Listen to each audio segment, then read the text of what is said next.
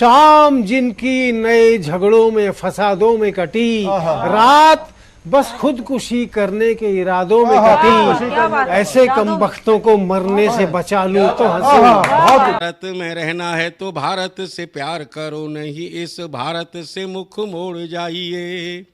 जिस मुल्क के रिवाज रीति नीति हो पसंद, उस मुल्क से ही नेज नाता जोड़ जाइए। एक राजा ने मांग भरी फिर मेरा मस्तक फोड़ दिया। एक राजा ने मांग भरी फिर मेरा मस्तक फोड़ दिया। 5 साल वाला गठबंधन 10 महीने में तोड़ दिया। सुलझा विवाद श्री राम जन्मभूमि वाला, बन रहा मंदिर है जय सिया राम की। नाच नर नारी झूम धरती को चूम चूम, देवगण बोले जय जय अयोध्या धाम की। तुमने गोकुल की गोपियों से अगर क्या बात है। प्रेम का व्याकरण पढ़ा, फर्क नहीं होता है राजा और भिखारी में, दोनों की सांसें काटी हैं समय की तेज कटारी ने। भारत के नौजवानों भारती पुकारती है, भेदभाव छोड़कर साथ साथ आइए। गाँव पे लगी है फिर भारती की लाज, आज सिंहनाद कर सोए राष्ट्र को जगाइए। दोस्तों नमस्कार, मैं डॉक्टर प्रवीण शुक्ल आपको प्रणाम करता हूं। सतमौला कवियों की चौपाल में आपका हार्दिक स्वागत करता हूं। सीएम साहब, हमारे 30 विधायक अपोजिशन पार्टी में चले गए, अब आप सीएम नहीं रहे। सतमौला तो अब नया सीएम कौन बन रहा है? चल सतमौला खाओ, कुछ भी बचाओ।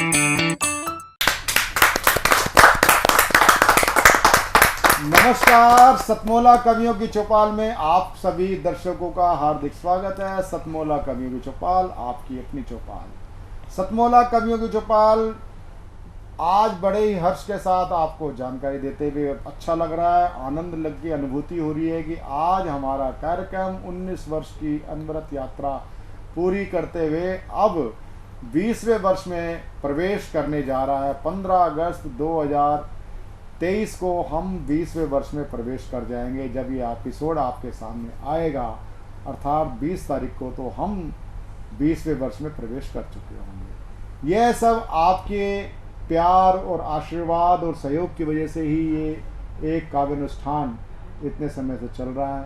आज हमारे बीच में पुराने साथी हमारे साथ हैं और सतमौला कवियों की चौपाल में डॉक्टर कीर्ति काले, जो देश की नहीं बल्कि विश्व विख्यात कवित्री हैं, वो तो हमारे साथ हैं ही।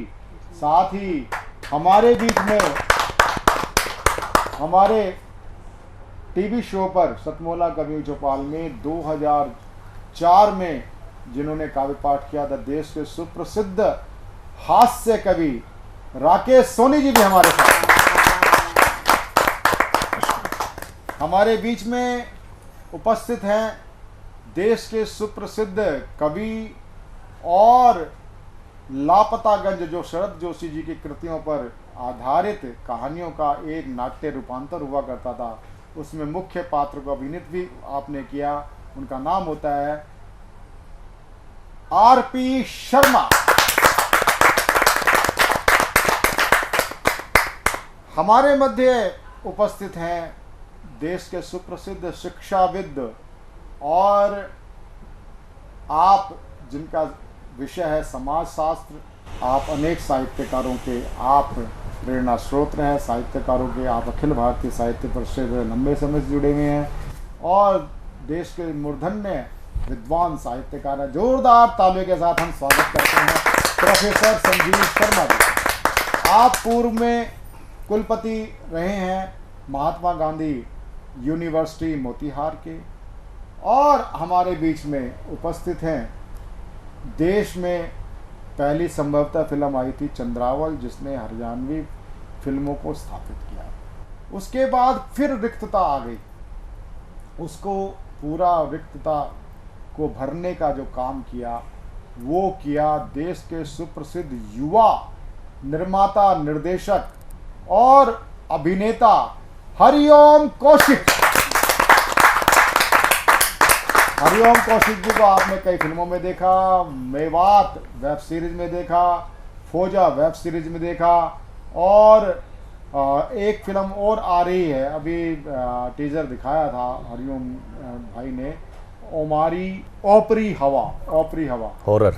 और अब मेवात फिल्म का इसलिए भी चर्चा करने जरूरत हो जाती है क्योंकि अभी नुहू मेवात काफी चर्चा में रहा, और मेवात जैसे विषय को फिल्म वाले छूने से भी उनको लगता था कि हमें कुष्ठ रोग हो जाएगा। उस कुष्ठ रोग को पकड़ा, उसका निवारण किया मेवात जैसी फिल्मों से। हो सकता है कि अगर क्या नाम जांच की आंच हरिओम पे भी आ सकती है कि नहीं नुहू में जो हुआ तो मेवाती। लेकिन खैर, जब जुबेर यूट्यूबर के आज के जो ज़माने में जो आज सही बात है कि अब कई आईपीसी की कई धाराएं समाप्त हो चुकी हों और देश में ऐसा शासन हो, तो अब अंधेर नगरी चौपट राजा नहीं होता। इसलिए हरिओम आप आगे बढ़ो, हमारा आपकी शुभकामनाएं। तो मैं सबसे पहले गीतों की मल्लिका, वैसे तो उर्दू का शब्द है लेकिन सौंदर्य की दृष्टि से अगर मैं कहूँ तो गीतों की मल्लिका, और ऐसी गीतकार कवित्री अनूठी जिनकी मैं चर्चा करता हूँ। अनेक सिद्ध कवि हुए हैं, लेकिन अगर मैं एकमात्र सिद्ध कवित्री के रूप में देखता हूँ तो उनका नाम होता है डॉक्टर कीर्ति काले। डॉक्टर कीर्ति काले, सबसे बड़ी बात है, आप अनेक कवित्रियों ही नहीं, कवि समाज के लिए आप प्रेरणा का एक स्रोत है। और अभी हाल ही में आपका एक वीडियो बड़ा वायरल हुआ, आप बाबा बागेश्वर धाम के निमंत्रण पर आप उनके कथा पंडाल में पहुंची, और बाबा के अंदर जो एक चपलता है बाल सुलभ, वो चपलता, वो आध्यात्म की दृष्टि और उनको देव्य शक्ति जो किसी की ठठरी तक बजा डालते हैं, वो ऐसा सिद्ध पुरुष जब डॉक्टर कीर्ति काले को सुनता है तो वही उसके अंदर जैसे बच्चा, जैसे एक सुंदर उसके मन भावन कोई चीज या खिलौना मिल जाता है और किलकार करके जैसे वो अपना आनंद प्रकट करता है, ऐसे आनंद प्रदान करने वाली डॉक्टर कीर्ति काले है कि मैं इसी गीत के लिए मैं आपको आमंत्रित करता हूँ। सबसे पहले आज सतमोला कवियों की चौपाल में उसी गीत से प्रारंभ है, जोरदार ताली के साथ हम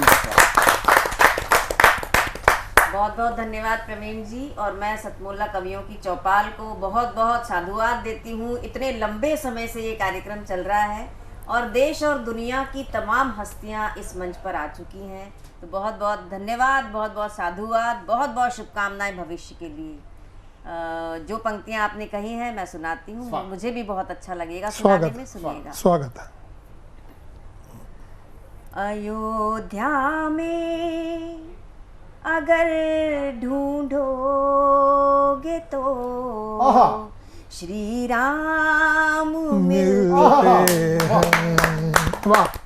जो वृंदावन में ढूंढोगे तो फिर घनश्याम मिलते हैं। बहुत अच्छे, बहुत अच्छे। अगर काशी में ढूंढोगे तो भोलेनाथ मिल जाए। क्या बात है, क्या बात है। मगर माँ बाप के चरणों में चारों धाम। वाह वाह वाह वाह वाह वाह वाह वाह वाह वाह वाह वाह वाह, बहुत अच्छे, बहुत अच्छे, वाह। और नए की चाह में रिश्ते पुराने तोड़ मत देना। तरक्की खूब करना पर किसी को होड़ मत दे। वाह वाह, क्या बात है। बुढ़ापे में पड़े उनको जरूरत जब सहारे। वाह वाह, बहुत अच्छे। कभी माँ बाप को तुम बेसहारा छोड़ मत देना।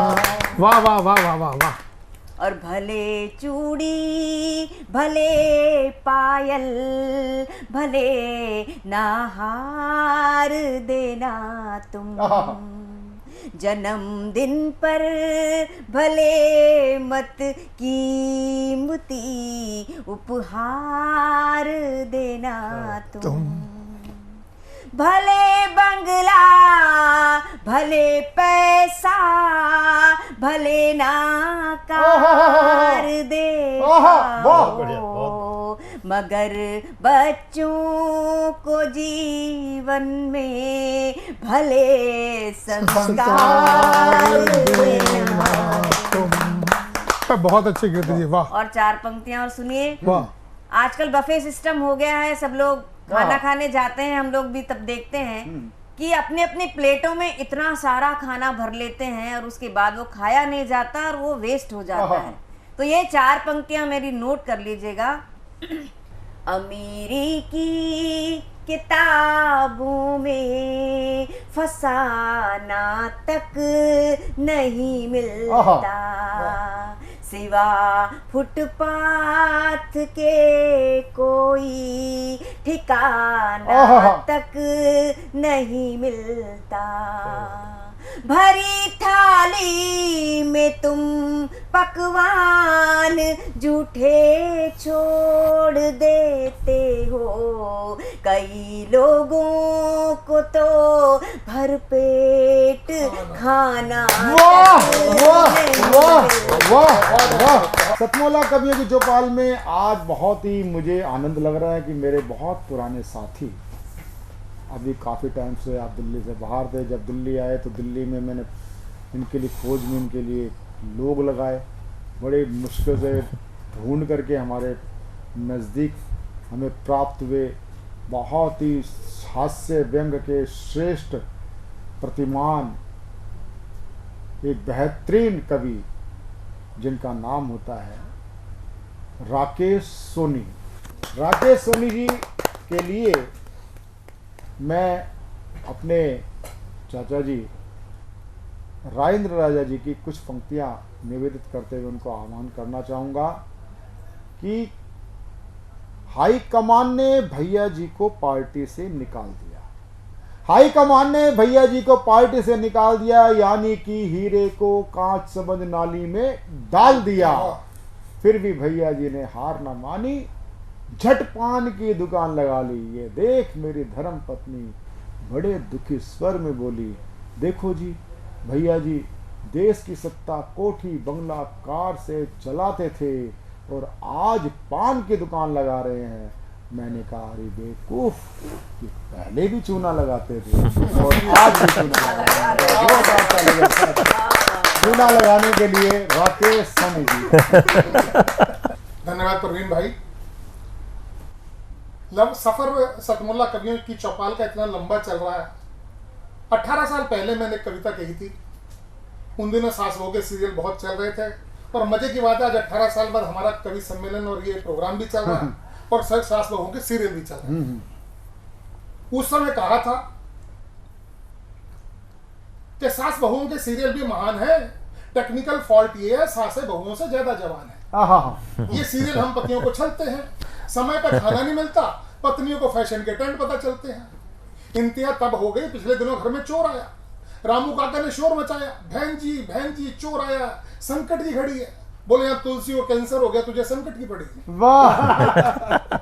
चोर फिर आया, माँ जी चोर तो बहने ले जा रहा, आपका पुराना सेट ले जा रहा। बोले ले जाने दे, अच्छा मैं तो शुक्र मनाऊंगी, जैसा परसों पार्वती ने पहना था वैसा नया सेट बनवाऊंगी। वाह। चोर बोला माँ जी कहो तो एक टेम्पो मंगवा दूं, ये फर्नीचर और पुराना टेम्परेचर फर्नीचर और बाबूजी पुराने हो गए, कहो तो उनको भी उठवा दूं। तो साहब ये कविता खैर बहुत लंबी थी, और आप लोगों ने उस समय प्यार दिया, हम भी चल निकले और आपके आशीर्वाद से मंचों पर गए। एक छोटी सी कविता मैं आपको और सुनाता हूँ कि गर्मियों के दिनों में जून के महीने में फैमिली के साथ छुट्टियां बिताते हुए शिमला को जाते हुए डेंजरस पहाड़ियां, घुमावदार मोड़, तंग बड़ी सड़कें थी, आंख मेरी फड़के थी, दिल था ये डोला। मैं ड्राइवर से बोला, सरदार जी आपको डर नहीं लगता? शिमला जाए इतने टेढ़े मेढ़े मोड़ होते, दिल दह जाता। मैं कहा सरदार जी तो डर नहीं लगता? बोले बेटे डर तो तब लगे जब आंखें खुली रखे। डर तो तब लगे जब आंखें खुली रखे, जब भी मोड़ आता है आंखें बंद कर लेते हैं, मोड़ काट देते हैं, कट जाए तो वाह वाह नाता, बोल पुत्र सतनाम शिवाय। इसी तरह हास्य का सफर चलता रहता है। प्रवीण भाई बहुत बहुत बहुत बहुत बहुत बहुत आपको आभार राकेश सोनी जी का। अब हम सतमोला कवियों की चौपाल में हम बढ़ चले हैं ऐसे व्यक्तित्व की ओर जिसका नाम होता है हरिओम कौशिक। आजकल एक मुद्दा बड़ा छाया हुआ है देश की संसद में भी और देश में भी कि हरियाणा जो काफ़ी समय तक सांप्रदायिक सद्भाव का प्रतीक रहा करती थी वो झुलस उठा। लेकिन सांप्रदायिक सद्भाव का नैतिक दायित्व केवल हिंदुओं पर हो अथवा अगर हम कहें कि वह एक पक्षीय हो, वो नहीं होगा। अनेक वर्षों से नहीं, अनेक सदियों से मेवात एक नासूर रहा है, नूह नासूर रहा है। मेवात नूह यहाँ तक वो गुरुग्राम तक वो हिंसा फैली और वो एकदम तो थी नहीं। मोनू मानेसर हो, चाहे किसी प्रकार के ये चरित्र रहे हों और मुल्ला मौलवियों के खतरनाक पिट हों, उसने आग झुलसाने का काम किया। इसी प्रकार के घटनाओं को लेकर के एक फिल्म आई मेवात वेब सीरीज, और उसके प्रोड्यूसर, निर्माता, निर्देशक, कथाकार हरिओम कौशिक जी हमारे बीच में है। जोरदार ताली के साथ हम उनका स्वागत करें। सबसे पहले मैं हरिओम कौशिक जी आपसे मैं जानना चाहूँगा कि ये जो फिल्म मेवात है इसकी स्टोरी लाइन बताने की कृपा करें कि ये क्या है, क्या इसका कनेक्शन जो आज नूह में हुआ उससे आप देखते हैं क्या? जी, ये बेसिकली मैं इसका निर्माता हूँ और निर्माता का यही होता है कि ऐसे कंटेंट पे पैसा लगाया जाए जिसको लोग देखना चाहते हैं और जो सच के करीब हो। और इसके जो राइटर डायरेक्टर हैं वो मेवात से ही हैं और वारिस नाम है उनका, और उन्होंने इस वेब सीरीज़ को स्टेज ऐप के लिए वहाँ पे रिलीज़ किया, बनाया। तो यही होता है कि देखो हमारी लाइन में क्या होता है कि ऐसे विषय को चुनो जो कि सार्थक और समाज को उस सच्चाई के नज़दीक लेकर जाए। तो मेवात साइबर क्राइम के नाम से जाना जाता है और फ्रॉड के नाम पे जाना जाता है, तो उसी चीज़ों को दिखाने की कोशिश की है। और उसका एक दूसरा पक्ष भी है, जो लड़का वारिस मुस्लिम लड़का है और वहाँ के मुस्लिम एक्टर बहुत प्यारे लोग, बहुत अच्छा अभिनय, बहुत अच्छी टीम बनी। लेकिन वहाँ पे एक बहुतायत जिसको बोलें या फिर बहुत सारे ऐसे निकम्मे नकारा लोग कहूँगा जिनको, जो इस अच्छे कामों को छोड़कर जितने भी काम बचते हैं उनको सिरे चढ़ाते हैं, और उस वजह से जो अच्छे जो लोग हैं मेवात के, उनके ऊपर भी कलंक लगता है। तो मैंने तो बड़ा आग्रह किया और मेरा तो ये मानना है कि जो अच्छे लोग हैं उनको, वो जो फ्रॉड करते हैं, जो ऑनलाइन फ्रॉड करते हैं, उनको बिठाकर उनको पीटना चाहिए पहले तो, कि उनकी वजह से पूरा मेवात बदनाम हो रहा है ना। सरकारों और हम जैसे बाहरी लोगों को तो बाद में जाना चाहिए कि चाहे वो परसेंटेज 1 हो, चाहे 99 हो, चाहे 100 हो, वो जितनी भी है, तो उनकी वजह से अगर कलंक लग रहा है तो दायित्व तो बनता है वहीं के लोगों का कि वो उनको बताओ, समझाओ। और वो कहते हैं ना, साम दाम दंड भेज दो, भी जो भी अपनाना अपना कर उनको सुधारो। उनकी वजह से देखो आज कितना बड़ा हर एक मुस्लिम आज शक के दायरे में है। तो मुझे लगता है कि, और फिल्मकार का तो देखो यही होता है कि वो ऐसे विषय को चुनते हैं जिसको, जो आज तक देखा ना गया। तो मेवात में आज तक ऐसी कोई मैं जानना चाह रहा हूँ कि ये बात है कि कुछ शरारती तत्व और जो खाली दिमाग शैतान का, ऐसे लोग पूरी कम्युनिटी को बदनाम करते हैं। लेकिन जो ऐसे अच्छे लोग हैं क्या ऐसे अच्छे लोग, वारिस भाई जैसे ऐसे अच्छे लोग नौ हिंसा का विरोध भी करते हैं क्या? ऐसा आपको प्रतीत हुआ? वो कम है, पता नहीं पिछले दिनों ऐसा क्यों हुआ कि फिर जिनकी वजह से सारा कांड हुआ उनको गलत कहने वाला कोई है ही नहीं मेवात में। वो पता नहीं क्यों चुप्पी खींच जाते हैं, जबकि मुझे लगता है जैसे अपने गांव में चोरी हो जाती है, वो पूरे हरियाणा की बात कर रहा हूँ, तो क्या होता है जब पुलिस आती है तो सब लोग मिलजुल के कहते हैं ये चोर था भाई, इसको दंड दिया जाए। वहाँ उल्टा होता है, वो छुपाते हैं। तो मुझे लगता है ये नहीं होना चाहिए, आपको एकदम से जो दोषी लोग उनको फ्रंट पर लेकर जाओ। मैं इसमें एक बात कहना चाहूँगा रियो भाई, क्या आपकी जो मेवात सीरीज है उसका विस्तार करने का एक अच्छा अवसर नहीं है? देखो मेरा व्यक्तिगत ऐसा कोई उद्देश्य नहीं था कि ऐसा कोई मेरी सीरीज से, हमारी सीरीज से ऐसा कोई बवंडर मचे, लेकिन सच्चाई है, सच्चाई तो लोगों तक पहुंचनी चाहिए। और ये हमने 1 साल पहले बनाई थी, अभी शायद पार्ट 2 बन सकती है, स्टेज ऐप के साथ हमारी मीटिंग होनी है। तो बिल्कुल आपने जो पूछा ना कि आज तक वहाँ पे फिल्में नहीं बनी, बहुत कम ना के बराबर, तो वहाँ अनछुए बहुत सारे ऐसे टॉपिक हैं। तो हाँ, जब ये बनाई तो मेरे को भी धमकी आई कि भाई तुम लोग हमारी इमेज ख़राब कर रहे हो, तुम लोग मतलब ऐसी हमारी चीज़ें क्यों बना रहे हो। जब मैंने कहा कि भाई ऐसे गलत तो बना नहीं रहे, आंकड़े हैं, न्यूज़पेपर है, न्यूज़ है, और आप ही के लोग, मतलब सारी चीज़ें हैं। तो मैं जहाँ तक समझता हूँ हरिओम भाई कि ये संयोग नहीं मानेंगे लोग, क्योंकि मेवात पहले से बड़ा शांत था। आपकी फिल्म के आने के बाद ये एक बोलते ना उद्वेग उत्पन्न होना, और जैसे कि वो फिल्म मेवात फिल्म से जो उनकी वही वाली बात है कि लोगों ने धमकियाँ भी दी। तो खैर हम बात करते हैं फौजा फिल्म की। फौजा फिल्म से बहुत मैंने देखा कि आपके उस फिल्म के बहुत टीजर बड़े पसंद किए गए। फौजा के बारे में बताने का जी, मतलब हर एक एक्टर के कुछ विशेष प्रोजेक्ट होते हैं उनकी लाइफ में, उसमें से एक मेरा फौजा फिल्म रही है, और वो पिछले दिनों थिएटर में काफ़ी लंबे समय तक चली है, और एक वो फौजी की लाइफ के ऊपर आधारित थी। लोगों ने बड़ा प्यार दिया, और मैं सौभाग्य था कि मैं फौजा टीम का हिस्सा रहा, उसमें एक्टर रहा और क्रिएटिव डायरेक्टर रहा। लेकिन दुर्भाग्य ये था कि मैं उसमें विलन था, मेरे को गुंडा बनाया गया उसमें। तो हीरो और हीरो की फैमिली थी, उसको मैं पूरी फिल्म में परेशान करता हूँ। तो ये दुर्भाग्य की बात है, लेकिन एक्टर के लिए मुझे लगता है अपने साथ आपके साथ ही हमारे मित्र आरपी शर्मा, आरपी भाई, हाँ, वो खुद भी अभिनेता है, वो आपसे कुछ प्रश्न करना चाहते हैं। तो बधाई आपको कि आप ऐसे टॉपिक ले रहे हो जिससे समाज में क्रांति लाई जा सकती है, समाज को एक दिशा दी जा सकती है कि क्या गलत है और क्या सही है। एक बात मैं आपसे यही पूछना चाहता हूँ, क्योंकि आज का यूथ जो है वो सारा सोशल मीडिया पे बहुत हावी है, वेब सीरीज़ बहुत देखता है। तो वेब सीरीज़ में आजकल, क्योंकि मैंने एक देखी थी उसके बाद मेरी कभी हिम्मत नहीं हुई वेब सीरीज़ देखने की, कारण ये है कि उसमें जिस तरह की भाषा का प्रयोग किया जाता है, क्या ये आवश्यक है कि उस भाषा का प्रयोग किया जाए, गाली गलौज का प्रयोग किया जाए? क्योंकि हमें अपना गुस्सा दिखाने का तो कई तरीके हैं, बॉडी लैंग्वेज है, कुछ मतलब अगर कोई डांट के चुप भी कर बोल दे तो भी एक कम्युनिकेट होता है कि आप उससे गुस्सा हो।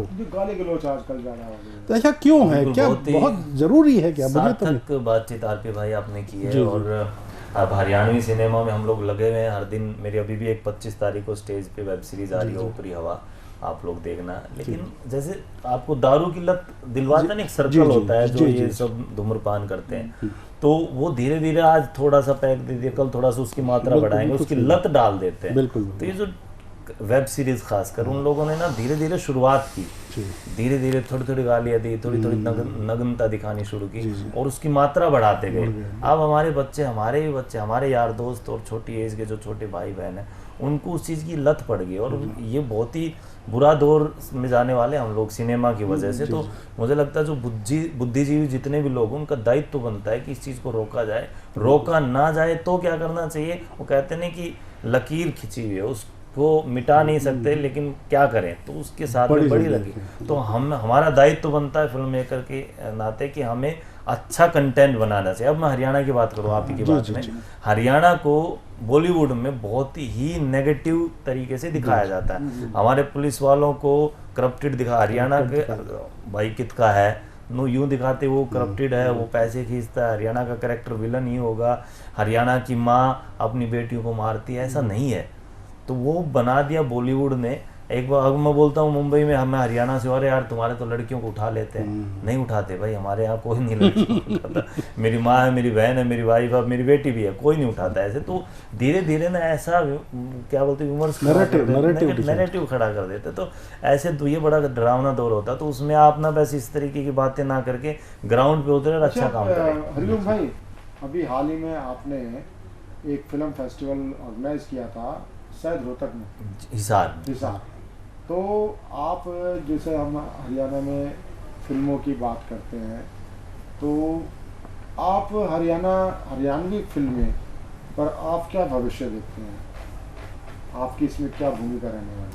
वो जो फेस्टिवल था हिसार में, भारतीय चित्र साधना का, जो राष्ट्रीय स्तर पे फेस्टिवल करती है हर 2 साल में, तो इस बार उन्होंने छोटा हर स्टेट का हिसार में किया। और मैं अपना सौभाग्य समझता हूँ कि मुझे उसमें मेन उस टीम में रखा गया कि फ्रंट पे आप रहोगे। तो हमने फिल्में मंगवाई और वही है कि हमने आह्वान किया कि साफ़ सुथरी अच्छी फिल्में हो, तो बहुत मात्रा में हमारे पास फिल्में आई और शॉर्ट फिल्में आई। तो अभी उसका बड़ा आयोजन होने वाला है पंचकुला में। आपको निमंत्रण आएगा फरवरी में, हाँ, भारतीय चित्र साधना का। तो हमारा मेन मोटिव है कि अच्छी भारतीयता को दिखाने वाली, दर्शाने वाली फिल्में आप हमें भेजें। पिछली बार ये फेस्टिवल भोपाल में हुआ था, जिसकी फिल्मों की संख्या 1000+ थी। तो हमें लगता है इस बार शायद मेरे ख्याल से इफ्फी के समकक्ष जाके खड़ा हो गया, बहुत बड़ी बात। और क्वालिटी वाइज भी। और साथ ही में हरियाणा में एक ऐप आई है, स्टेज ऐप, जिसने इतना कंटेंट बनवा दिया साहब कि हर डिस्ट्रिक्ट में फिल्में, वेब सीरीज बन रही है बहुतायता के साथ। उन्हीं को देखते हुए, जो हरियाणा में पैसा बहुत है हमारे यहाँ, और जैसे गुड़गांव है, रोहतक है, भरे पड़े हैं, और हमारे जाट भाई तो इतने पैसा है पूछो ही मत। तो उनको स्टेज ऐप पर कंटेंट बनने लगा, लोगों ने प्यार देना शुरू किया, तो उन लोगों ने इंडिपेंडेंट प्रोड्यूसर्स आए। अच्छा, क्या ऐसा लगता है कि जैसे वेब सीरीज बनने लगी हैं, अब मेरे ख्याल से OTT एंट्रीज अभी आनी शुरू हुई हैं, वो शायद इफ्फी में भी आएंगी और चित्र भारती में भी, इसके लिए भी एक अलग सेक्शन बनाया जाएगा? नहीं बन रहा है तो बनना चाहिए, देखो, क्योंकि मुझे लगा फिल्मों से ज्यादा वेब सीरीज बनने लग रही है, तो इसके ऊपर तो बिल्कुल अभी मैं एक है ना, क्योंकि ध्यान आ रहा है कि मैं देखता हूँ नजर बट्टू बड़ा चल रहा है, वो उसमें बहुत शानदार कॉमेडी भी है और मोटिवेशनल चीजें भी हैं। तो ऐसी चीजों के लिए आप भी कोई ऐसी नई वेब सीरीज लेके आ रहे हैं? देखो, हमारा तो विषय चुनते हैं, जैसे पुलिस वालों पे हमने काम किया, अभी मेरी 2 सीरीज़ आनी है जिसमें मैं पुलिस मेन किरदार में हूँ। तो विषय देखो ऐसा जो समाज को एक दिशा और दशा दे, वैसा ही काम करना चाहिए। तो अगर ऐसा हमें लगा टॉपिक, तो बिल्कुल उसको रातों रात शुरू कर दिया जाएगा। अभी मैं एक प्रोजेक्ट कर रहा हूँ अपना बैड बॉयज़ भिवानी, तो हाँ, अभी 19 तारीख से उसका शूट शुरू है, तो आप लोग आइएगा सेट के ऊपर। चलिए, आपका बहुत बहुत आभार। हमारे बीच में ये थे हरिओम कौशिक जी, और हरिओम कौशिक जी के बाद जो सबसे बड़ी हमारी उपलब्धि है इस शो के लिए, मैं उसको एक अचीवमेंट कहूँगा कि हमारे शो के साथ जहाँ फिल्मकार और कलाकार, कविता के पारखी, कवि, साहित्यकार हमारे बीच में सुप्रसिद्ध शिक्षाविद, समाजशास्त्र के आप प्रोफेसर हैं, आपका विषय समाजशास्त्र है, और आप अनेक साहित्यकारों के आप प्रेरणा स्रोत हैं। आप हमारे अखिल भारतीय साहित्य परिषद से भी लंबे समय से जुड़े हुए हैं। आज आपने देश भर से पधारे दूरस्थ क्षेत्रों से, सुदूर क्षेत्रों से हमारे बीच में कवि लोग पधारे। आपने, हरिओम कौशिक जी ने, डॉक्टर कीर्ति काले जी ने, आरती शर्मा जी ने, राकेश सोनी जी ने, आप सब लोग ने संयुक्त रूप से नवगीतकार, नवांकुरों सबको आपने अपना आशीर्वाद प्रदान किया। सतमोला कवियों की चौपाल आपकी बहुत आभारी है। मैं प्रोफेसर संजीव शर्मा जी से आग्रह करूंगा, आप नए बच्चों को अपना आशीर्वाद प्रदान करें। संजीव शर्मा जी। सबसे पहले तो मैं अपने मित्र श्री प्रवीण आर्य जी का बहुत बहुत आभार व्यक्त करता हूं, आप सबके बीच में आने के लिए। और इस बात के लिए बधाई देता हूँ कि 18-19 वर्ष तक एक ही कार्यक्रम को चलाया जाना निरंतर निर्बाध, और उसमें लोगों की रुचि बनाए रखना, वैविध्य भी बनाना और विषयों में भी एक विविधता लाना, ये सब संभव किया है। इसके लिए आपको बहुत बहुत बधाई, बहुत बहुत शुभकामनाएं। मुझे ये भी देखकर बहुत ही अच्छा लगा कि देश के विभिन्न भागों से नए रचनाकार इस कार्यक्रम से संबद्ध हो रहे हैं निरंतर, और उसमें स्त्री भी हैं, पुरुष भी हैं, बच्चे भी हैं, बड़े भी हैं, हर आयु वर्ग के हैं। ये विविधता बनाए रखते हैं आप। भारत की विविधता है, ये भारत की पहचान भी है, इसलिए मुझे बड़ा अच्छा लगा। भारत की संस्कृति सभ्यता संसार में सबसे पुरानी है, और हमने संसार में सबसे पहली कविता गाई है। ऋग्वेद ऋषियों की कविताएं हैं जो उन्होंने प्रकृति की प्रार्थना में लिखी हैं। आदि कवि वाल्मीकि ने तो क्रौंच वध से पीड़ित होकर, दुखी होकर ये कविता लिख दी और आदि कवि हो गए। और आज देखिए इतने वर्षों बाद भी हमारा सामाजिक जीवन बिना कविता के नहीं है, कोई विज्ञापन बिना कविता के नहीं है, कोई हमारे त्योहार बिना गीत कविता के नहीं है। हमारे सुख दुख के सभी अवसरों पर हम कविता गाते हैं। तो वेद का ऋषि कहता है कविर मनीषी परिभू स्वयंभू। कवि मनीषी होता है, परिभू संसार भर के को देखता है, और स्वयंभू होता है, स्वयं अपने आप में व्यक्तित्व है, स्वतंत्र है। तो ऐसे कवियों से भी आपने आज मेरा परिचय कराया, बहुत सारे लोगों को सुनने को मिला, और बहुत सारे ऐसे नए कवि जो लिख रहे हैं उनको जानने को मिला। मैं एक बार पुनः प्रवीण जी का आभारी हूँ। और एक बात कहता हूँ, शिक्षा के क्षेत्र में काम कर रहा हूँ इसलिए विशेष रूप से कि कई बार हम शिक्षा के क्षेत्रों में साहित्यिक गतिविधियों को शिक्षणेतर गतिविधि कहने लगते हैं। बिल्कुल। एक्स्ट्रा करिकुलर का मतलब है शिक्षण से अतिरिक्त। अब राष्ट्रीय शिक्षा नीति ने एक अच्छा काम किया है कि अब एक्स्ट्रा करिकुलर नहीं कहते हम उसे भी शिक्षण का ही माध्यम और अंग मानते हैं। इसलिए, और जो अभी हरिओम जी ने कहा भारतीय चित्र साधना की ओर से जो काम हो रहा है, ये भी भारत के संस्कार को आधुनिकता के साथ जोड़ने का काम है। इसलिए तकनीक प्रौद्योगिकी हमारी सहायता करे, लेकिन संसार के सबसे पुराने देश और सबसे पुरानी संस्कृति के भावों को जीवित भी रख सके। वेद कहता है सा संस्कृतिर विश्वा प्रथमवारा, वह विश्व की पहली संस्कृति है। तो हम विश्व की पहली संस्कृति आज विश्व की श्रेष्ठतम संस्कृति बनने की ओर जा रहे हैं। हम विश्व गुरु रहे हैं, अब पुनः विश्व गुरु बनने की ओर प्रयास कर रहे हैं। तो सभी क्षेत्रों में हमारे लोग प्रगति करें, श्रेष्ठ भारत, समर्थ भारत, सशक्त भारत, समृद्ध भारत, स्वस्थ भारत बने। इसी प्रार्थना, इसी कामना के साथ पुनः एक बार सतमोला कवियों की चौपाल के इस कार्यक्रम को बहुत बहुत शुभकामनाएं, बधाई देता हूं। और भाई प्रवीण आर्या जी को इस बात के लिए धन्यवाद, साधुवाद देता हूं कि मुझे इस सबसे जोड़ने का अवसर प्रदान किया। क्या बात। बहुत बहुत आभार प्रोफेसर संजीव शर्मा जी।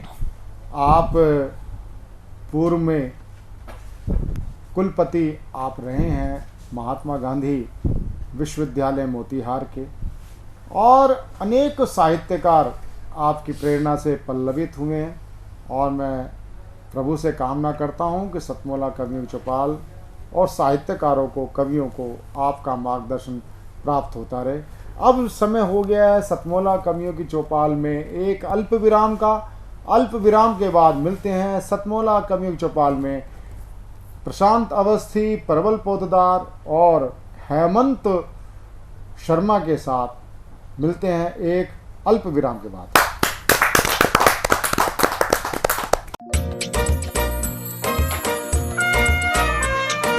हर पल मस्ती और रंगीन विद सतमोला नमकीन, इससे बेटर है नथिंग। सतमोला नमकीन डिफरेंट टेस्ट है बेमिसाल, पनीर भुजिया भी कमाल, इसके टेस्ट के सब शौकीन। हाँ सतमोला नमकीन, सतमोला स्वीट्स एंड नमकीन, इससे बेटर है नथिंग। हाँ सतमोला नमकीन।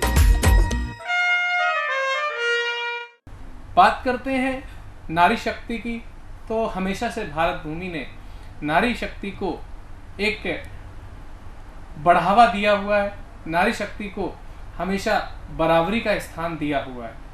तो ऐसी ही नारी, अभी हमने देखा कि हम स्वतंत्रता दिवस मना रहे हैं, अमृत काल मना रहे हैं, तो उन वीरों की वीर गाथा को वर्णित करने के लिए हमारे बीच में ओज के एक ऐसे रचनाकार जिन्होंने उम्र के तमाम अनुभवों को सम्मिलित करते हुए उस ईश्वर के राजा के नाम को परिलक्षित करते हुए, देवेंद्र को परिलक्षित करते हुए प्रसाद स्वरूप कुछ पंक्तियां हम तक पहुंचाई हुई हैं। मैं बुलाना चाहता हूं ऐसे ही देवेंद्र प्रसाद सिंह जी को कि वो अपनी सिंह गर्जना में हम सबको ओज के मुक्तकों से परिचित कराएं। आइए जोरदार तालियों से स्वागत करते हैं। धन्यवाद। सबसे पहले मैं अपनी लेखनी का आह्वान करता हूँ, ध्यान दीजिएगा कि आज कलम तेरी जय जय हो, आज कलम तेरी जय जय हो, तू ऐसा कुछ खास लिखे, भारत की आवाज बने तू, जन जन का विश्वास लिखे, शीश कलम बेशक हो जाए, शीश कलम बेशक हो जाए, किंतु नहीं झुकने पाए, भारत के उगते सूरज का तू स्वर्णिम इतिहास लिखे, भारत के उगते सूरज का तू स्वर्णिम इतिहास लिखे। और मेरी लेखनी का धर्म क्या है वो भी मैं आपको एक बार बता देता हूँ। स्वागत है। कि चूर अहम में हो जब सत्ता पद लोलुप हो जाती है, कि चूर अहम में हो जब सत्ता पद लोलुप हो जाती है, धर्म ध्वजा के पहरेदारों में खामोशी छाती है, अच्छा कि है। जन का अंतर्नाद गगन में जब गुंजित होने लगता, कि जन का अंतर्नाद गगन में जब गुंजित होने लगता, चीख कलम की जग को तब ही झकझोर जगाती है, चीख कलम की जग को तब ही झकझोर जगाती है। तो अब मेरी लेखनी आज किसको झकझोर रही है और क्या जगाना चाहती है वो मैं आपके बीच रखता हूँ। स्वागत। एक छंद के माध्यम से देखिएगा जी। कि सभ्यता प्राचीनतम संस्कृति का परचम लहराता जग में हमारा हिंदुस्तान है, कि सभ्यता प्राचीनतम संस्कृति का परचम लहराता जग में हमारा हिंदुस्तान है, हिमगिरी ताज है तो पयोधी पखारे पाँव, हिमगिरी ताज है तो पयोधी पखारे पाँव, नभ में तिरंगे से हमारी पहचान है, कि पहचान हरने को ध्वज हरा करने को, ध्यान दीजिएगा, पहचान हरना है ध्वज हरा करना है, कि पहचान हरना है ध्वज हरा करना है, यही कुछ दानवों का दिली अरमान है, इसलिए आए और हिंदुत्व बचाएं, क्योंकि भगवा है तभी तक तिरंगे में जान है, भगवा है तभी तक तिरंगे में जान है। और ठीक है हिंदुत्व की रक्षा करनी है, लेकिन उसको किस प्रकार से करनी है वो आपके बीच में कुछ रखता हूं मैं बातें अपनी। कि भरमा न पाए कोई टोपी या लंगोटी वाला, कि भरमा न पाए कोई टोपी या लंगोटी वाला, इसलिए धर्म ज्ञान लीजिए व दीजिए, मानव शरीर है तो धर्म प्राण के समान, कि मानव शरीर है तो धर्म प्राण के समान, बिना धर्म नर पशु के समान ही जिए, कि धर्म को बचाएंगे तो आपको बचाएगा वो, धर्म को बचाएंगे तो आपको बचाएगा वो, हिंदुत्व की रक्षा है तो धर्म युद्ध कीजिए, कृष्ण सारथी बनेंगे पार्थ बनिए तो सही, कि कृष्ण सारथी बनेंगे पार्थ बनिए तो सही, संशयों को त्याग कर कर धनु लीजिए, संशयों को त्याग कर कर धनु लीजिए। और क्या करना होगा हमें जी, ये बहुत ध्यान देने की बात है कि हमें अपने बच्चों को क्या बनाना है। कि बालकों को कूल डूड बालिकाएं हाफ न्यूड, कि बालकों को कूल डूड बालिकाएं हाफ न्यूड, सेक्सी हॉट जैसे व्यवहार न सिखाइए, दीपिका करीना और सारा खान की बजाय झांसी वाली रानी की कहानियां सुनाइए, कि महाराणा जैसे वीर शिवा जैसे रणधीर, कि महाराणा जैसे वीर शिवा जैसे रणधीर, इनको पड़ोस नहीं घर में बनाइए, और राष्ट्र धर्म संस्कृति की रक्षा हेतु राम कृष्ण चित्र नहीं अपने चरित्र में भी लाइए, चित्र नहीं अपने चरित्र में भी लाइए। और अंत में मैं हिंदुस्तान के सभी सनातनी भाइयों बहनों से एक आह्वान करना चाहता हूँ। स्वागत है।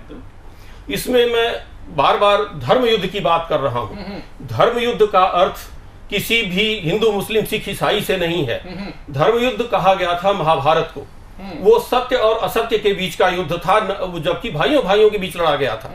तो मैं एक आह्वान चाहता हूं आप सभी सनातनी भाइयों बहनों से कि धर्म युद्ध आरंभ हुआ, कि धर्म युद्ध आरंभ हुआ, हर तरफ बजी रणभेरी है, मर्यादा की हदें लांग कर अरि ने आंख तरेरी है। तो बांध तीर तूणीर शीश पर कफन पहन भगवा बाना, पार्थ संभल गांडीव उठा, कस प्रत्यंचा जय तेरी है, कस प्रत्यंचा जय तेरी है। धन्यवाद। बहुत सुंदर। दद्दू डीपी सिंह जी ने अभी हम सबके बीच में जो अपनी शौर्य की रचना प्रस्तुत की, इस रचना में उन्होंने कहीं पर भी ऐसा नहीं प्रतीत होने दिया कि कहीं भी हल्कापन है। और उम्र के साथ में जो हम जैसे छोटे बच्चों को, नौनिहाल लोगों को जो संदेश देना चाहिए, उस संदेश को देने में जरा भी उन्होंने हिचकिचाहट भी महसूस नहीं की। आप बहुत ही धन्यवाद के पात्र हैं कि आपने अपनी आने वाली पीढ़ी को एक सुधारने की दिशा में संदेश दिया। इस पर आपने खुल करके बात की। यही हमारे देश की पहचान है कि माता पिता हमेशा अगर अपने बच्चों से खुलकर बात करते रहेंगे, आने वाली पीढ़ी से खुलकर बात करते रहेंगे, तो कभी भी भारतीय संस्कृति नष्ट नहीं हो सकती, कोई नष्ट नहीं कर सकता है। भारतीय संस्कृति हम सबको वसुधैव कुटुंबकम की भावना में भी बांध के रखती है। हम विभिन्न धर्म, जाति, संप्रदाय को मानने के बावजूद भी हमको अपना राष्ट्र सर्वोपरि होना चाहिए। और उसी राष्ट्र की एक ऐसी बेटी को मैं आमंत्रित करना चाहता हूँ, दिल्ली की एक बहुत ही शानदार कवित्री जिनका कि नाम होता है पूजा भारद्वाज, आप सबके बीच में प्रस्तुत है अपनी वीर रसी कविता। बहुत बहुत आभार जी। पूजा भारद्वाज भारतीय हूँ, भारत में रहती हूँ, हिंदू हूँ, हिंदुस्तानी दिल रखती हूँ। आप सभी के सामने अपना नमन करती हूँ, तिरंगे के सामने अपना सर झुकाते हुए अपनी माँ भारती के लिए समर्पित अपनी एक रचना करती हूँ। जी स्वागत है जी। शहीदों की माओ की बड़ी दुर्लभ कहानी है, समंदर है आँखों में पर ना बहता पानी है, फौलादी सीने से बहती गंगा की धारा, जन्म देती है वीरों को जो लिख देते कहानी है, जन्म देती है वीरों को जो लिख देते कहानी है। जलियांवाले बाग का वो भीषण मंजर तो देखो, कण कण में खून बिखरा दर्द भरी कहानी है। आज़ादी के वीरों की होती बस जवानी है, भारत माँ की हो जय जय यही गाथा सुनानी है, भारत माँ की हो जय जय यही गाथा सुनानी है। उस सिंह की दाहा को आओ मैं सुनाती हूँ, घर में घुसकर जब मारा वो डागर बताती हूँ, भारत माँ की भक्ति में मैं अपना शीश नवाती हूँ। ऊधम सिंह सेनानी की ये गाथा सुनाती हूँ, ऊधम सिंह सेनानी की ये गाथा सुनाती हूँ। भगत सुखराज देव की कहानी पर मैं आती हूँ, पाँव में थी जंजीरें फिर भी आज़ाद बताती हूँ, भगवा चोला धारण कर वे फांसी पे आए थे, नारे इंकलाब के से भारत को जगाया है, नारे इंकलाब के से भारत को जगाया है। मैं अपने शहीदों को नमन करते हुए आखिरी अंत तक कहती हूँ, नमन तुमको शहीदों है ये भारत तुमको कहता है, केसरिया रंग के भीतर तुम्हारा जज्बा रहता है, तुम्हारे खून से सिंचकर हरी हो पाई ये धरती, नमन सत नमन वीरों ये तिरंगा तुमको कहता है, नमन सत नमन वीरों तिरंगा झुक के कहता है। जय हिंद, जय भारत। पूजा जी की इस शानदार गीत को सुनने के बाद में ये लग रहा था कि भारत माँ के बेटों की शहादत को भारत माँ की एक बेटी ने रत्नों के जैसे तराश करके गीत में पिरोया है और बड़े ही सौम्य तरीके से इन्होंने सुनाया। और इसके बाद में मैं दिल्ली से पधारी हुई आदरणीय कमलेश तुली जी को प्रस्तुत करूंगा। वो पिछले काफ़ी वर्षों से लिख रही हैं और आप आकाशवाणी दिल्ली में कैजुअल टॉकर रह चुकी हैं। विभिन्न समय समय पर आकाशवाणी से इनकी कविताएं प्रसारित होती रही हैं और एक बहुत अच्छी बात इनके साथ ये है कि इनकी रचनाएं महाराष्ट्र सरकार द्वारा पाठ्य पुस्तक में भी स्थान मिला है। तो आप इन्हें सुनेंगे, इनकी कविताओं को सुनेंगे। आप स्वतंत्रता दिवस के ऊपर, वीरों के ऊपर एक कविता सुनाएंगी, आज प्रस्तुत करेंगे आदरणीय कमलेश तुली जी। नमस्कार, मैं बहुत भाग्यवान हूँ, मुझे साधना चैनल में कुछ अपने मन के विचार व्यक्त करने का अवसर मिला है। तो आज मैं शहीदों के नाम 2 पंक्तियाँ सुनाऊंगी। आज़ादी का हम 76वां वर्ष अमृत महोत्सव मना रहे हैं और आज़ादी के मायने ऐसे नहीं है हम झंडा लटका दें और उसके गीत गा लें, संदेश भेज दें। नहीं, हमें झंडे के नीचे जो प्रण किए हैं उसको भी पूरा करना है। और आज़ादी जो हम मना रहे हैं वो शहीदों की शहादत की वजह से मना रहे हैं। जी, अच्छे विचार हैं आप। उनके लिए ही मैंने 2 पंक्तियाँ लिखी हैं शहीदों के नाम। करती हूँ नमन वीरों को, सरहद पर जो लड़ते हैं। करती हूँ नमन वीरों को, जो देश की रक्षा करते हैं। घायल होकर भी दुश्मन को कभी पीठ ना दिखलाते हैं। भारत की रक्षा करते वीर गति पा जाते। करती हूँ नमन वीरों को, सरहद पर जो लड़ते हैं। खाकर दुश्मन की गोली वे फिर भी नहीं घबराते। जी, अंतिम सांसों तक लड़ते, दुश्मन को मार भगाते। वे जीत का बिगुल बजाते, हंसते हंसते प्राणों को निछावर कर जाते। वाह वाह। बर्फीली चोटी पर बैठे, फिर भी वे मस्त मस्त रहते हैं। दुश्मन की घात लगाए, बर्फों में समा जाते हैं। वाह वाह। भारत माता को गर्वित करते, चुपचाप विदा ले जाते। करती हूँ नमन वीरों को, जो भारत की रक्षा करते हैं। वाह, प्रशंसनीय। हम खेले रंगों से होली, वे खेले खून की होली।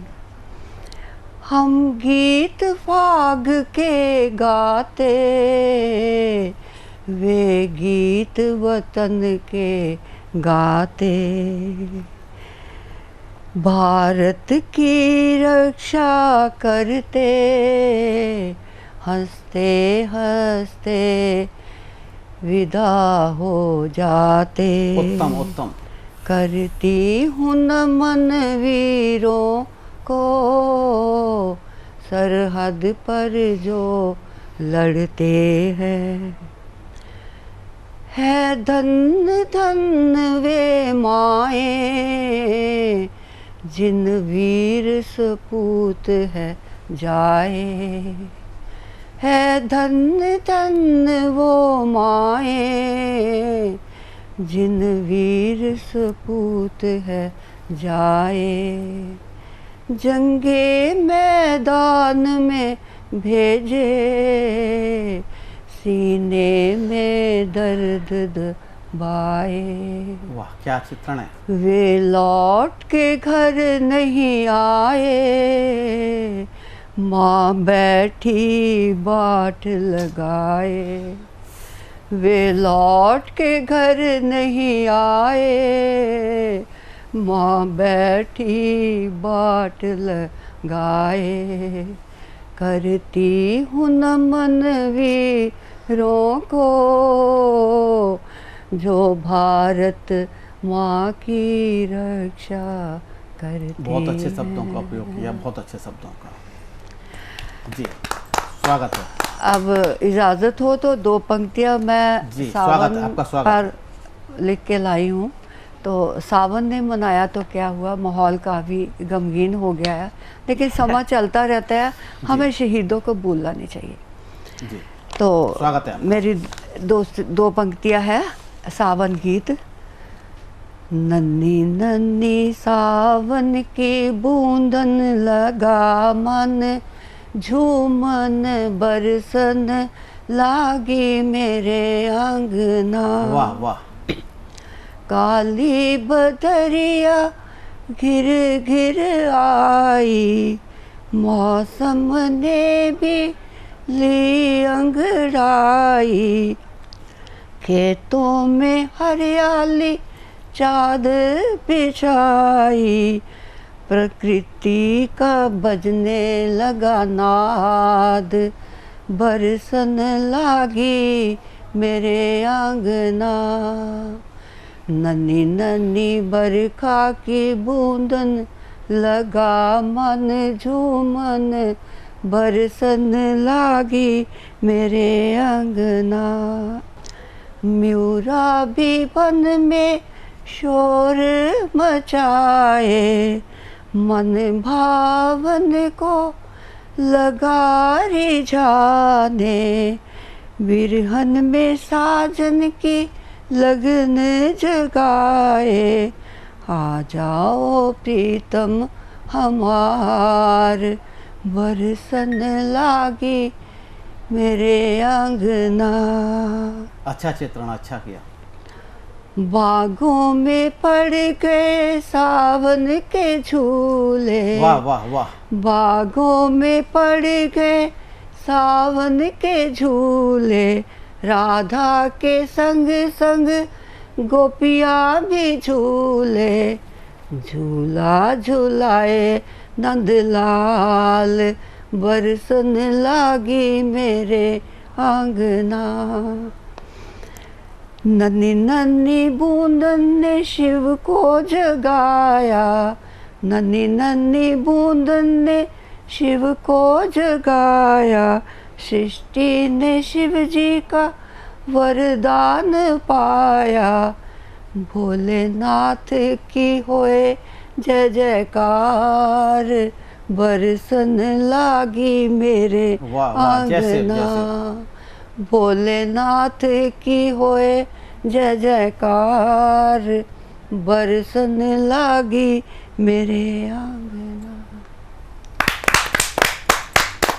ये थी दिल्ली से पधारी हुई कमलेश तुली जी, जिन्होंने देश प्रेम से प्रारंभ करके और सावन के मन भावन गीत सुनाया और अंत में जाके उसे आध्यात्म से जोड़ दिया। मैं स्वागत करूंगा। वैभवी दिल्ली से हैं, बहुत अच्छी साहित्य से जुड़ी हुई हैं, लंबे समय से साहित्य से जुड़ी हुई हैं, बहुत अच्छी काव्य पाठ करती हैं। तो वैभवी दिल्ली से स्वागत है। आप सभी को नमस्कार और कवियों की चौपाल कार्यक्रम में आप सभी का अभिनंदन है, स्वागत है। मुक्तक से आप सभी को जोड़ने की कोशिश करती हूँ, सुनिएगा। कभी नफरतों को भुला कर तो देखो, मोहब्बत की दुनिया बसा कर तो देखो। यही तो इबादत, यही नाम रब का, यही तो इबादत, यही नाम रब का। कभी बेकसों को हंसा कर तो दे।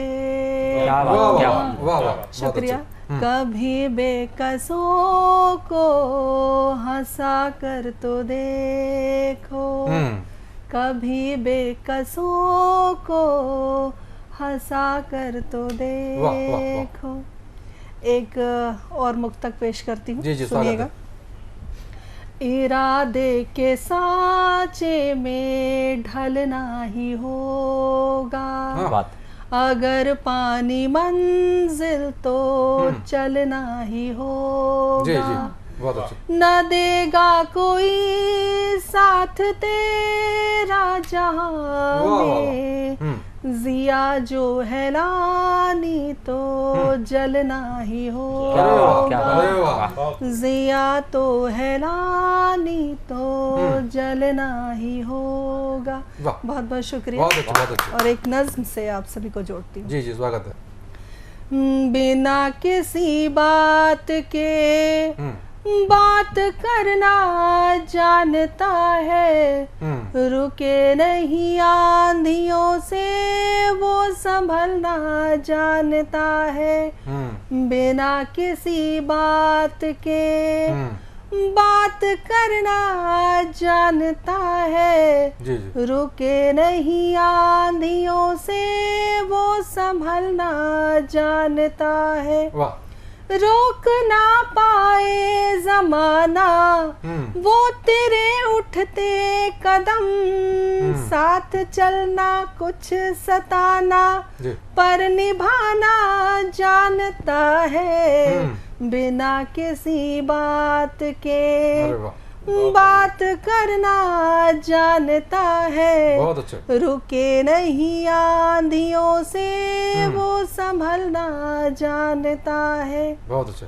आब सा ठहरा हुआ है कुछ तो उसकी आँख में, कब छलका है मिनट भर बर्फ सा बन बैठा है वो। दूर से देखा करे नजदीक वो आता नहीं, मौन से उद्वेलना उत्पन्न करना जानता है। बिना किसी बात के बात करना जानता है, रुके नहीं आंधियों से वो संभलना जानता है। बहुत अच्छे, बहुत अच्छे, बहुत बढ़िया, बहुत शुक्रिया। बहुत अच्छा। आसमां की ओर ताके यूं के जैसे मैं खड़ी जी। आसमां की ओर ताके यूं के जैसे मैं खड़ी, लापता है वो खुद ही से न जानता अपना पता है। क्या कहूँ के बुत बनी चुपचाप सब मैं देख रही, जो बेपता है वो पता मेरा फकत ही जानता है। बिना किसी बात के बात करना जानता है, रुके नहीं आंधियों से वो संभलना जानता है। अंतिम पंक्तियां हैं। बिल्कुल, स्वागत है। बिना किसी बात के बात करना जानता है, रुके नहीं आंधियों से वो संभलना जानता है। लापता और उस पते के बीच में कश्ती फंसी, ना खुदा बन के भंवर से वो उबरना जानता है। लौट आओ अब कहीं जल जल शमा बुझने लगी, लौट आओ अब कहीं जल जल शमा बुझने लगी, बन के परवाना शमा के साथ जलना जानता है। बहुत अच्छा। बिना बहुत अच्छे। किसी बात के, बहुत शुक्रिया, बहुत अच्छे, बहुत बहुत धन्यवाद। बात करना जानता है, रुके नहीं आंधियों से वो संभलना जानता है, रोक ना पाए जमाना वो तेरे उठते कदम, साथ चलना कुछ सताना पर निभाना जानता है। बहुत शुक्रिया, बहुत शुक्रिया, बहुत बहुत धन्यवाद वैभवी जी। वसुधैव कुटुंबकम की भावना में भी बांध के रखती है। हम विभिन्न धर्म जाति संप्रदाय को मानने के बावजूद भी हमको अपना राष्ट्र सर्वोपरि होना चाहिए, और उसी राष्ट्र की एक ऐसी बेटी को मैं आमंत्रित करना चाहता हूँ वीडियो सेगमेंट में कि आए और वीडियो सेगमेंट में अपनी रचना प्रस्तुत करें। आप सबकी जोरदार तालियों के माध्यम से। नमस्कार मित्रों, मैं अपनी गीत प्रस्तुत करने जा रही हूँ। तेरे बिन मैं साजना, पानी बिन जो चले तुम आओ ना, चले तुम आओ ना, तेरे बिन मैं साजना, पानी बिन जो चले तुम आओ ना, चले तुम आओ ना। मेघ बन के छा गए हो आज मेरे नैन में, फूल बिखरे सेज पर हैं आज मादक रैन में। बाबरा मन मांगता है प्यार तेरा प्यारे, प्रीति का घन मांगता मन प्यार की मनुहार में। तू मेरा आकाश है, तू मेरा आकाश है, मैं हूँ प्रेम ज़मीन,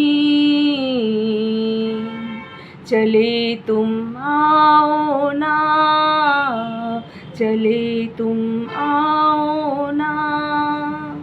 अब एक रचना गज़ल प्रस्तुत कर रही हूँ, ज़रा सुनिएगा। रही जिंदगी भर बड़ी सादगी से, गुजारा है मैंने हर एक पल खुशी से। न सोचा कभी भी तेरा साथ हो तो कि लड़ना पड़ेगा हमें तीरगी से। है तेरी गली में मेरा रोज आना, नहीं वास्ताब मुझे चांदनी से। बहारों ने छेड़ा है जब गीत अपना, मुझे इश्क होने लगा रागनी से। निगाहें चुराए निगाहें मिलाए कि डरना नहीं है कभी आशिकी से। अगला बंद। सजाई है महफिल यहाँ मैं कशों ने, खुदा ही बचाए यहाँ मैं कशी से। नहीं इश्क होता है आशान यारो, न देखो मुझे इतनी हैरानगी से। मैं अपनी अगली रचना सत्य की राह पर, जो बुद्ध पूर्णिमा के उपलक्ष्य पर गौतम बुद्ध के स्मरण में मैं ये रचना लिखी थी। सत्य की राह पर, शीर्षक सत्य की राह पर। मैं तथागत की धरा में जन्म ली हूँ, जानती हूँ सत्य की राह में असंख्य कंटक है भरा। पर क्यों संभव नहीं मेरा ध्यान में हो मग्न रहना, जबकि मैं धैर्य धरकर लक्ष्य निहित कर्म पथ पर चल पड़ी हूँ। हो कठिन जितनी भी राहें, चलना मेरा निश्चित ही है। हो कठिन जितनी भी राहें, चलना मेरा निश्चित ही है। पर आहत मन रोकता है, क्या यह वही धरा है जो तथागत के चरण धूलि के स्पर्श से खड़ा है। जाने क्यों जिद पर अड़ी हूँ, फिर भी मैं चल पड़ी हूँ उस गतिशील राह पर। अब दुख मिले या सुख मिले, करती हूँ आश्वस्त खुद को। ज्ञान का भिक्षा मिले, मैं वही भिक्षुक बनूं, क्योंकि मैं तथागत की धरा में जन्म ली हूँ और मरूंगी भी तो तथागत की ही धरा पर। जबकि मुझको ये विदित है, मिलेगी एक सुजाता और फिर राह में दिख जाए अंगुली माल है आता। अच्छाई या बुराई सब यही मिलेगी, यही जग में निहित है। पर मैं यह जानती हूँ कि सत्य की ही जीत होती और झूठ हरदम हार जाता। मोह माया जोगियों सा त्याग कर जो चल दिया था और पीछे छोड़ दिया अपना धन संपदा वैभव सारा। वो जो किसी के वेदना में व्यथित होता और किसी दूसरे के पीड़ा से है पीड़ित रहता और जिसे दूसरे के घाव का आभास होता, वो नितांत एकांत होकर चल पड़ा था सत्य की ही खोज करने। युगांतकारी बदलाव लाने के लिए कटिबद्ध था जो सत्य का वो उपासक, धर्म का नव बीज बोता। बुद्धता को प्राप्त कर जो जी रहा इसी सत्य में, बुद्धता को प्राप्त कर जो जी रहा इसी सत्य में, वास्तविक ज्ञान है उसी को मिल रहा। जो पथ निदर्शित बुद्ध की राह में है चल रहा, वास्तविक सत्य का ज्ञान उसे ही मिल रहा है। प्रकाशित उसका जीवन और सदा ही रहेगा, है प्रकाशित उसका जीवन और सदा ही रहेगा। सत्य की राह पर जो सदा चलता रहेगा, सत्य की राह पर जो सदा चलता रहेगा। नमस्कार। अब समय तो इजाजत नहीं दे रहा है, समय कह रहा है कि हमें चलना पड़ेगा, आपसे विदा लेना पड़ेगा। लेकिन दर्शकों, सतमोला कवियों की चौपाल पिछले 1 या 2 वर्ष से नहीं, कोई नई संस्था नहीं, बल्कि 19 वर्षों की एक अनुभवशील संस्था है और इसने आज हजारों कवियों को मंच प्रदान किया हुआ है जो अंतर्राष्ट्रीय स्तर पर भी अपनी पहचान बना चुके हैं। अगर आप इस सतमोला कवियों की चौपाल में प्रतिभाग करना चाहते हैं, इस सतमोला कवियों की चौपाल के कार्यक्रम पर अपना सुझाव देना चाहते हैं, तो टीवी स्क्रीन पर एक नंबर है 9711182183। मैं हिंदी में दोहराना चाहता हूँ 9711182183। इस पर आप कॉल करें, अपने सुझाव दें, अपने कविता के भाव दें, ताकि आप भी अन्य नवांकरों की तरीके से आकर के देश में अपनी एक पहचान बना सके। मिलेंगे एक नए एपिसोड में नई ऊर्जा, नए तराने के साथ में। तब तक के लिए जय हिंद।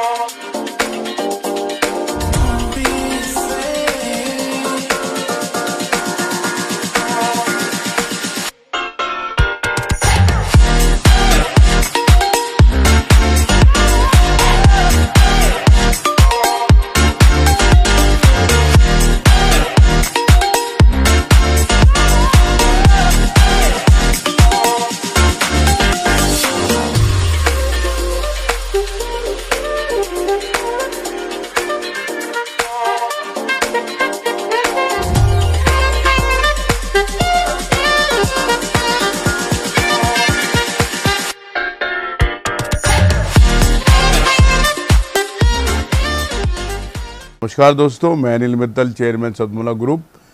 मैं जैसे आप सब लोग जानते हैं कि 2004 के अंदर मैंने सतमोला कवियों की चौपाल आरंभ करा परवीन आर्य के साथ मिलके। तो हमारा उद्देश्य दोस्तों यही था कि जो आज ये काव्य पाठ है, जो ये बुद्धिजीवी वर्ग जो ये सुंदर काव्य पाठ हम लोग करते हैं, तो वो धीरे धीरे आज के ज़माने में लुप्त ना होता जाए। जो आज मॉडर्नाइजेशन चल रहा है, जितना टीवी पे हम और भी चीज़ें बढ़ती जा रही हैं, तो ये ना हो कि हमारी पुरानी जो ये एक संस्कार थे, पुरानी सभ्यता थी, कविता पाठ था, वो धीरे धीरे ये लुप्त होता जा रहा था। तो इसीलिए हम दोनों ने मिलकर 2004 के अंदर सतमोला की कवियों की चौपाल आरंभ करी, जिसके अंदर हम ऐसा प्लेटफॉर्म देते रहे हैं जिसके अंदर नए से नए कवि जो भी कवि काव्य पाठ है उसमें करना चाहे उसका स्वागत करते हैं। हम लोग उन्हें मौका देते हैं, नए नए कवियों को। और आप लोगों से यही निवेदन है कि जो भी चाहे आप पहली बार काव्य पाठ करते हैं तो आप सतमोला कवियों की चौपाल के प्लेटफॉर्म पर आएँ, आप लोगों का स्वागत है। उसके अंदर आप अपनी मौलिक कविताओं को सुनाएं, उनके अंदर जो भी कमी होगी तो हमारे पुराने जो एक्सपीरियंस कवि हैं वो उनको सुधारेंगे और आपको और इम्प्रूव करने की कोशिश करेंगे। आपसे निवेदन है कि सतमोला कवियों की चौपाल में आएँ और अपना काव्य पाठ करें।